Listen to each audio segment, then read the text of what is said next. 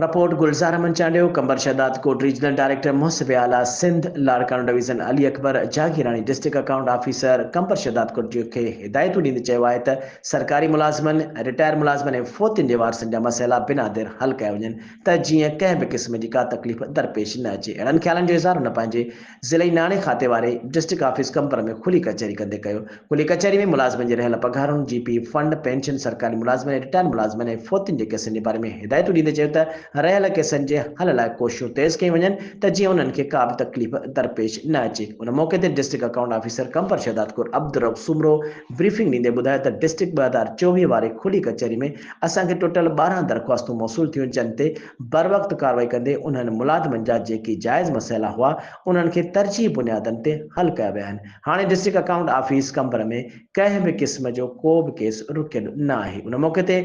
Additional district account officer कंबर ज़मीर हुसैन खोखर ऐं district accounts office जे अमलदारनि ऐं ॿियनि इदारनि जे मुलाज़िमनि शिरकत कई।